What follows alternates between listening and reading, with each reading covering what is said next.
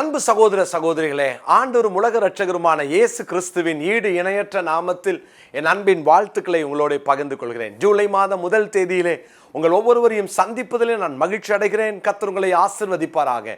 6 மாதமும் கண்மணி போல நம்மை காத்த தேவன் இந்த 7வது மாதத்திலும் சகலவிதமான பரிபூரணங்களினாலும் உங்களை நிரப்பி ஆண்டவர் உங்கள் ஒவ்வொருவருக்கும் தம்முடைய இளைப்பாறுதலை, தம்முடைய மகிமையான சந்தோஷங்களை கர்த்தர் தந்தருளுவாராக.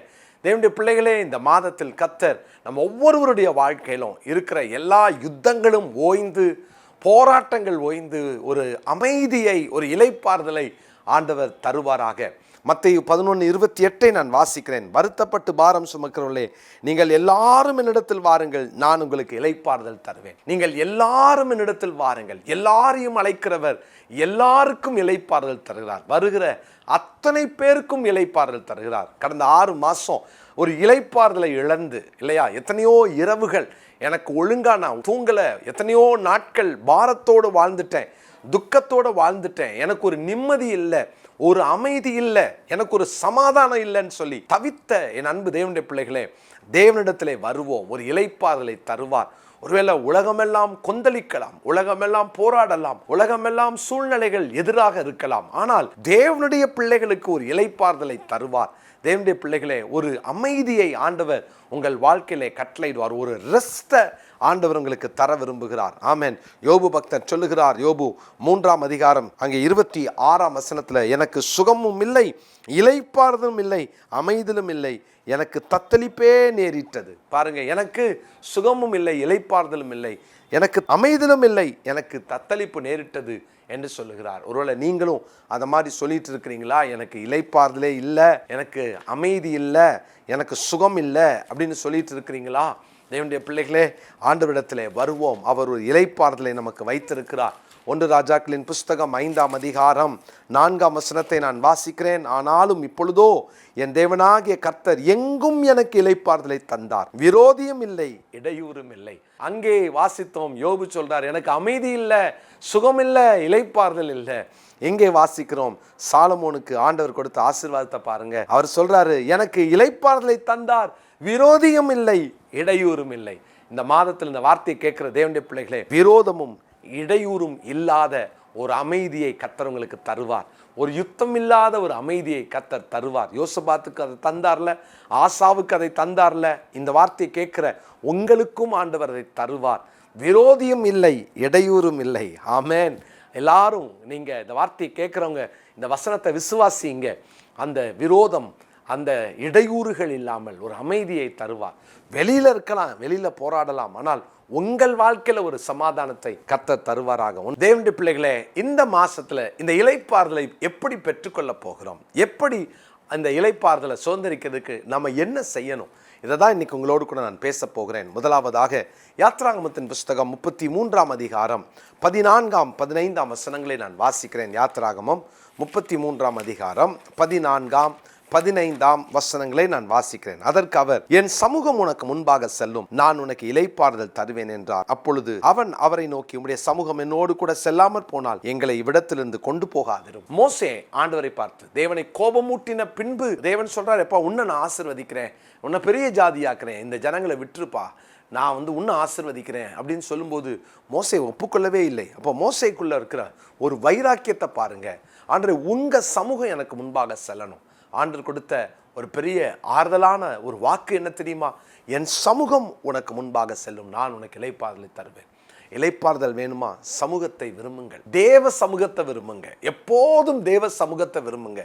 எங்க போனாலும் அவருடைய சமூகத்தை நீங்க அனுபவிக்கணும். உங்க வேலை ஸ்தலத்திலையும் அவருடைய சமூகத்தை அனுபவிக்கணும். நேற்று தியானித்தோம் இல்லையா, பாபிலோனிலும் வாழும்போது தேவனோடு தான் வாழணும். நீங்க எங்க இருந்தாலும், நான் வேலை பார்க்குற இடம் பயங்கரமான இடம் பிரதர், அது எவ்வளவு பயங்கரமா இருக்கட்டும், நீங்க வசிக்கிற அந்த பகுதி எவ்வளவு மோசமானதா இருக்கட்டும், உங்களுக்கு இளைப்பாறுதலை வைத்திருக்கிற தேவன் மிக முக்கியமான காரியத்தை எதிர்பார்க்கிறார். என்னுடைய சமூகம் உனக்கு முன்பாக செல்லும். ஆண்டவர் இன்னைக்கு அந்த சமூகத்தை உங்களுக்கு முன்னாலேயும் அவர் வைக்க விரும்புகிறார். அவருடைய சமூகத்தை யாரெல்லாம் விரும்புகிறாங்களோ அத்தனை பேருக்கும் ஆண்டவர் இளைப்பாறுதலை தருவார். அவருடைய சமூகத்தை விரும்புங்க. நீங்கள் இருக்கிற இடத்துல அவருடைய சமூகத்தோட நீங்கள் வாழ கற்றுக்கொள்ளுங்க. அவர் சமூகம் இல்லாத இடம், அவர் சமூகம் முன் செல்லாத எந்த இடத்துக்கும் நம்ம போக வேண்டாம். அந்த இடம் நமக்குரியது அல்ல. அவருடைய சமூகம் முன் செல்லுதா, தைரியமா போங்க. இல்லையா, வேண்டான்னு சொல்லுங்க. அவருடைய சமூகம் தான் நமக்கு ஒரு இளைப்பாறுதலை தரும். சமூகத்தை விரும்புங்கள். இரண்டாவதாக 2 நாளாகமம் 14ஆம் அதிகாரம் 7வது வசனத்தை நான் வாசிக்கிறேன். 2 நாளாகமம் 14ஆம் அதிகாரம் 7வது வசனம். அவன் யூதாவை நோக்கி, தேசம் நமக்கு முன்பாக அமர்ந்திருக்கையில் நாம் இந்த பட்டணங்களை கட்டி அவைகளுக்கு அலங்கங்கள், கோபுரங்கள், வாசல்கள் உண்டு பண்ணி தாழ்பாள்கள் போட்டு பலப்படுத்துவோமாக. நம்முடைய தேவனாகிய கர்த்தரை தேடின போது சுற்றிலும் நமக்கு இளைப்பாறுதலை கட்டளையிட்டார் என்றான். அப்படியே கட்டினார்கள், அவர்களுக்கு காரியம் வாய்த்தது. அவர்கள் தேவனை தேடின பொழுது ஆசாவுடைய அந்த அனுபவங்களில் ஆசா ராஜ்யபாரம் பண்ணின அந்த முதல் பகுதி ஒரு அற்புதமான பகுதி. அவன் தேவனை தேடினான், தேவன் அவனுக்கு இளைப்பாறுதலை தந்தார். 15ஆம் அதிகாரம் 15ஆம் வசனம். இந்த ஆணைக்காக யூதா ஜனங்கள் யாவரும் சந்தோஷப்பட்டார்கள். தங்கள் முழு இருதயத்தோடும் ஆணையிட்டு தங்கள் முழு மனதோடும் அவரை தேடினார்கள். கர்த்தர் அவர்களுக்கு வெளிப்பட்டு சுற்றுப்புறத்தாரால் யுத்தம் இல்லாதபடிக்கு அவர்களை இளைப்பாற பண்ணினார். யுத்தம் இல்லாத ஒரு இளைப்பாறுதல் எப்போ? தேவனை தேடின பொழுது.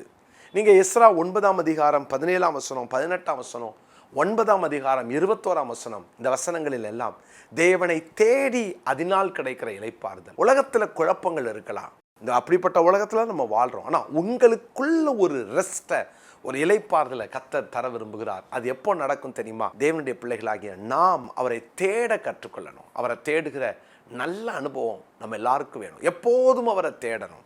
அவரை தேடுகிற நல்ல அந்த இருதயத்தை கர்த்தர் இந்த வார்த்தை கேட்கிற உங்கள் ஒவ்வொருவருக்கும் தந்தருளுவாராக. அவரை தேடுகிறவர்கள் கண்டிப்பா இளைப்பாறுதி அமைதியா இருப்பாங்க. லைஃப்ல தேவையில்லாத டென்ஷன்ல இருந்து கர்த்தர் அவர்களை காத்துக்கொள்வார். ஒரு நாளும் நீங்க ஐயோ என்னை சுற்றி இவ்வளோ போராட்டம் இருக்கேன்னு புலம்ப மாட்டீங்க. ஏன்னா அவரை தேடணும்ல. அதனால தான் நான் உங்களுக்கு அடிக்கடி சொல்வேன், காலையில் எழுந்து முதல்ல தேவனை தேடிட்டு தான் உங்கள் வீட்டை விட்டு வெளியே வரணும். கர்த்தரை தேடிட்டு நீங்கள் வீட்டை விட்டு வெளியே வாங்கலை. தேவனை தேடுகிற பிள்ளைகள் அவர்கள் இளைப்பாறுவார்கள். அவங்களுக்குள்ள அந்த இளைப்பாறுதல் இருக்கும், ஒரு ரெஸ்ட்டை தருவார். தேவையில்லாமல் நம்ம டென்ஷன் ஆகாமல் கர்த்தர் காத்துக்கொள்வாராக. ஆமென். இந்த மாதம் அதை கடைப்பிடிங்க. ஒவ்வொரு நாளும் நான் தேவனை தேடுவேன், ஒவ்வொரு நாளும் சமூகத்தை நான் விரும்புவேன். மூன்றாவதாக சங்கீதம் 95:10-11 நான் வாசிக்கிறேன். சங்கீதம் 95:10-11 நான் வாசிக்கிறேன். 40 வருஷமாய் நான் அந்த சந்ததியை அரோசித்து அவர்கள் வலிவி போகிற இருதயம் உள்ள ஜனங்கள் என்றும் என்னுடைய வழிகளை அறியாதவர்கள் என்றும் சொல்லி என்னுடைய இளைப்பாறுதலில் அவர்கள் பிரவேசிப்பதில்லை என்று என்னுடைய கோபத்திலே ஆணையிட்டேன். ஏன் ஆண்டவர் அங்கே கோபத்தில் ஆணையிட்டார்? என்ன காரணம் அப்படின்னா, இங்கே வாசிக்கிறோம், அவர்கள் வழுவி போகிற இருதயம் உள்ளவர்கள். அதாவது கர்த்தருக்கு கீழ்ப்படியாதவர்கள், தேவனுக்கு என்னைக்கும் எதிர்த்து நிற்கிறவங்க, முரட்டாட்டம் உள்ளவர்கள். ஆண்டவர் எப்போவுமே எதிர்த்து நின்று முரட்டாட்டத்தோட வாழ்கிறவங்களெல்லாம் கவனித்து பார்த்தீங்கன்னா அவங்களுக்கு ஒரு இளைப்பாறுதலே இருக்காது, நிம்மதியே இருக்காது. இந்த எதிர்வினை ஆற்றுகிற, எதிர் வல்லமையோடு வேலை செய்கிற, தேவனுடைய வார்த்தைக்கு சப்மிட் பண்ணாத அவங்க லைஃப்பை பார்த்தீங்கன்னா தேவன் அவர்களோடு கூட இடைப்பட விரும்புவார், திருத்த ட்ரை பண்ணுவார். ஆனால் அவங்க எதிர்த்து நிற்பாங்க, முரட்டாட்டத்தோடு வாழ்வாங்க. கர்த்தருடைய வார்த்தைக்கு கீழ்ப்படியாமல் அதுக்கு எதிர்த்து பேசுவார்கள். அவங்களுக்கு இளைப்பாறுதல் இருக்காது. தேவனுடைய பிள்ளைகள் எப்போதும் கர்த்தர் சொன்ன உடனே கீழ்ப்படிய கற்றுக்கொள்ளுங்கள். அவங்களுக்கு தான் கர்த்தர் இளைப்பாறுதலை தருவார். எரேமியா 6ஆம் அதிகாரம் 16ஆம் வசனம். வழிகளிலே நின்று பூர்வ பாதைகள் எவை என்று கேட்டு விசாரித்து நல்ல வழி எங்கே என்று பார்த்து அதிலே நடவுங்கள், அப்பொழுது உங்கள் ஆத்மாவுக்கு இளைப்பாறுதல் கிடைக்கும் என்று கர்த்தர் சொல்லுகிறார். அவர்களோ நாங்கள் அதிலே நடக்க மாட்டோம் என்கிறார்கள். அந்த முதல் பகுதியை இன்னைக்குரிய மனப்பாட வசனமாக குறித்து கொள்ளுங்க. வழிகளிலே நின்று பூர்வ பாதைகள் எவை என்று கேட்டு விசாரித்து நல்ல வழி எங்கே என்று பார்த்து அதிலே நடவுங்கள், அப்பொழுது உங்கள் ஆத்மாவுக்கு இளைப்பாறுதல் கிடைக்கும் என்று கர்த்தர் சொல்லுகிறார். ஆமேன். நீங்கள் நின்று விசாரித்து கேட்டு அந்த வழியை கை கொள்ளுங்கள், கீழ்ப்படியுங்கள்.